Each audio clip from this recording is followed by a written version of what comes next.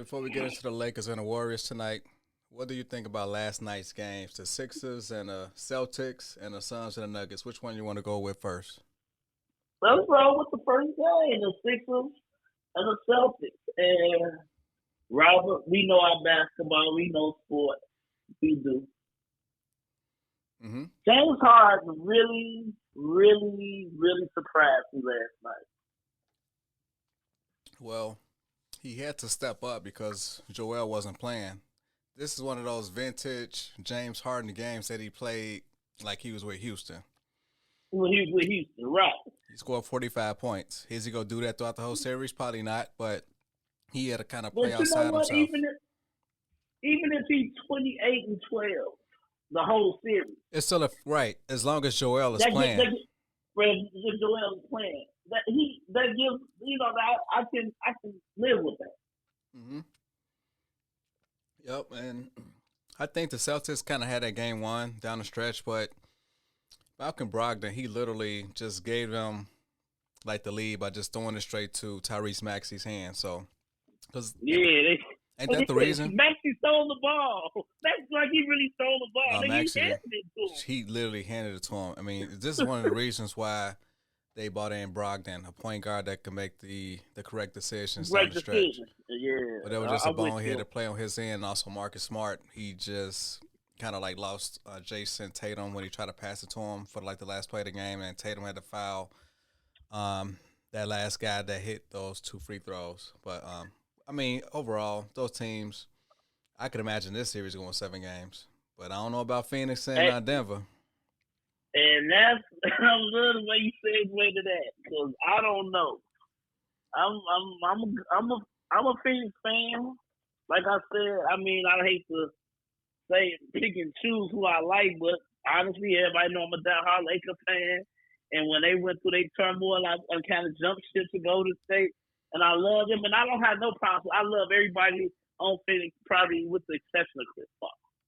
I'm indifferent with him. Speaking of Chris Paul, he went out again last night. Dude, that's every playoff night, y'all. Well, the last couple of years in the playoffs, he kind of played throughout the whole time. So I'm not going to really say that lately he just been injury prone. I mean, yes, he probably low managed just like the rest of everybody else.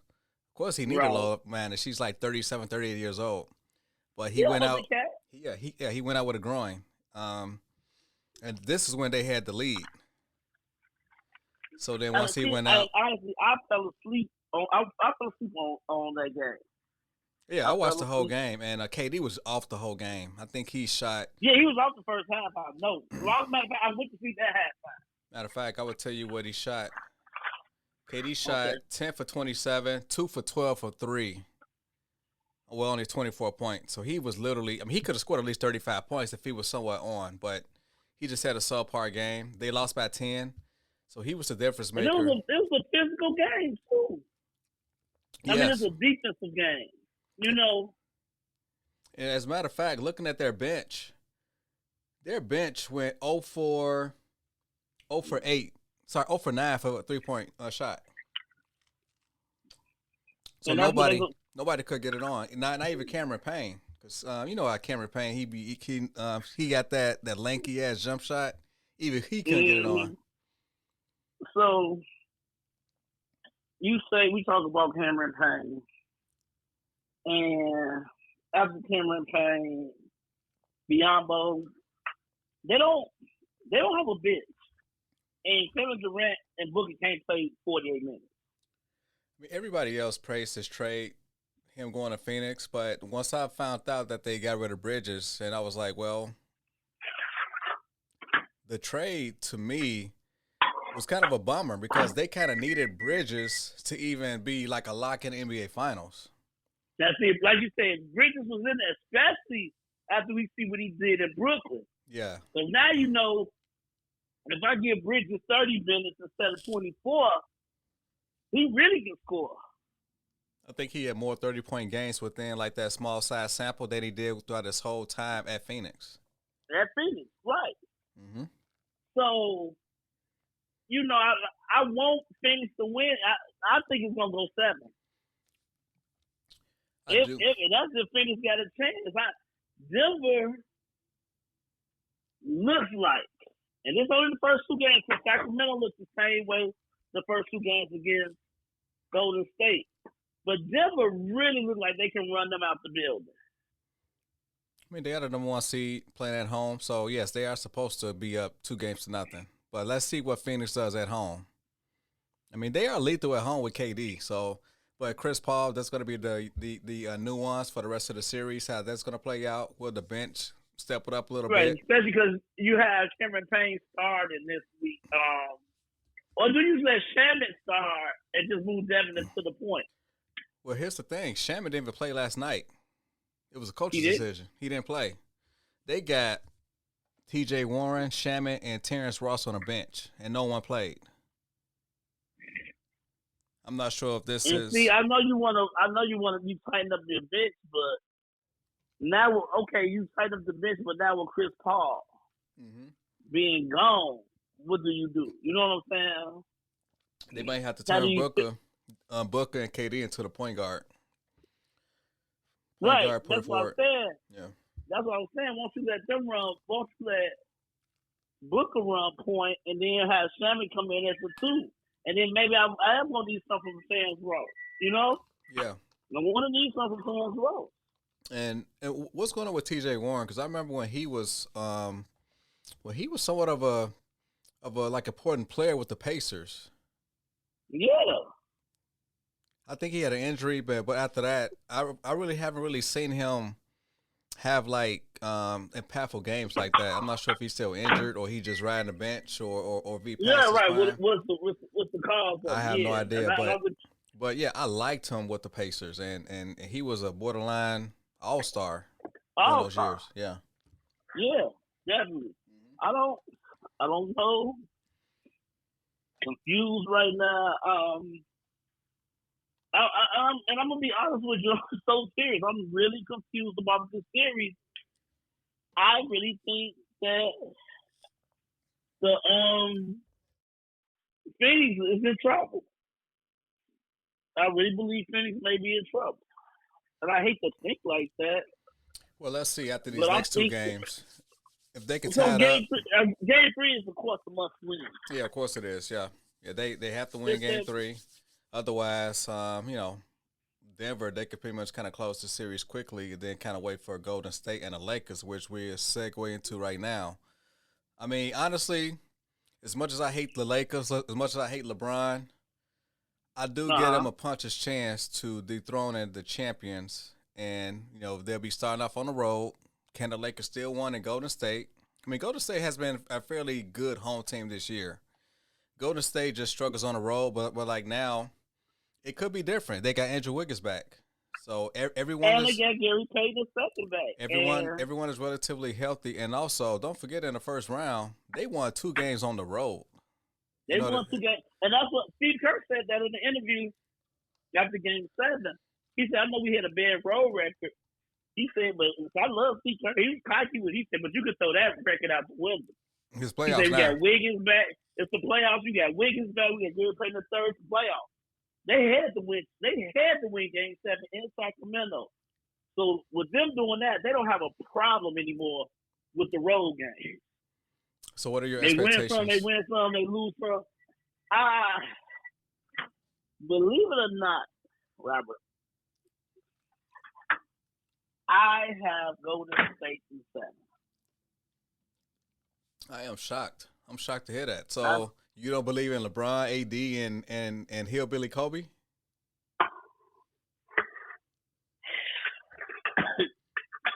Austin Reeves is suffice. No, you know what, Mister? I'm a diehard Lakers fan to the day I die. I love the way the Golden State Warriors play basketball. Period. Yeah, always have.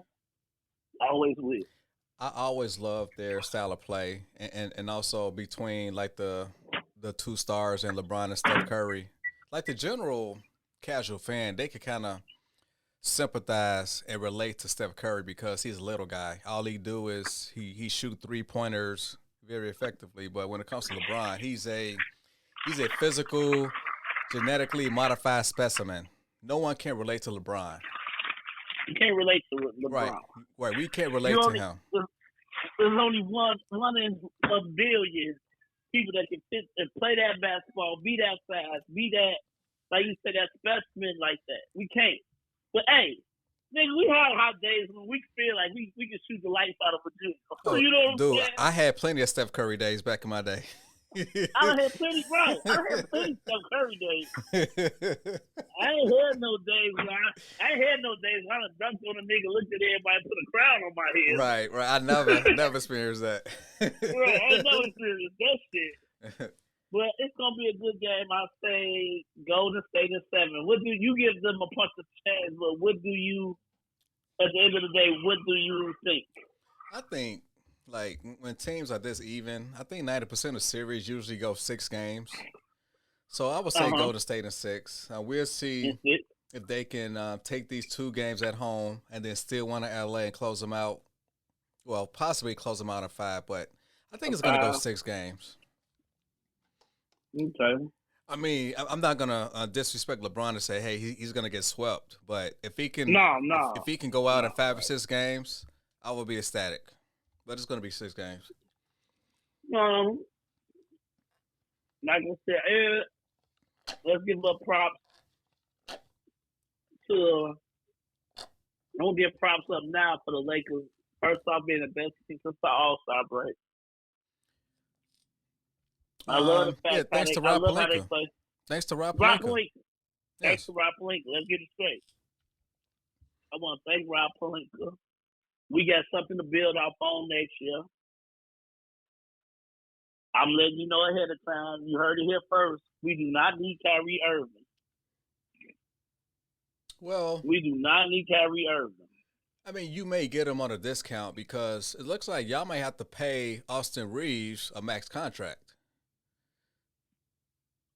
Because I would love to get him. Right, but like other teams, I'm sure they could pay. Excuse me, they could pay him way more than what the Lakers could offer him.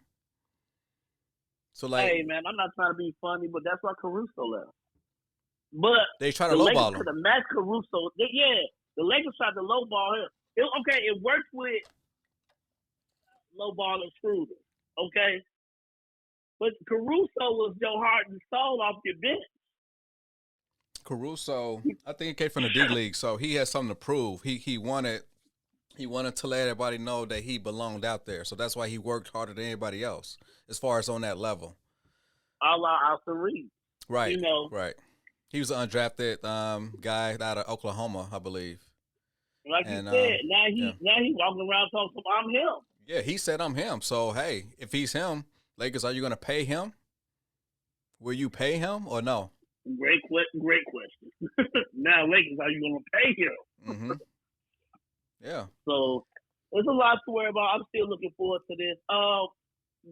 Miami and New York, it's 1-0 right now. How you have that series going? What's the status of Julius Randle? I'm not sure yet. I just turned on ESPN trying to see now. If Randle could give it a go, then I would probably say the Knicks they can definitely even it out. But if Randle's not going to play, then Miami Heat all day. Yeah, if he hurt. Well, what about going back to Philly and Boston? If you Embiid could like rest a few more days, right? If they're satisfied with just splitting these first 2 games, then yeah, I wouldn't mind sitting out Embiid and just have him play game 3 at home. Right.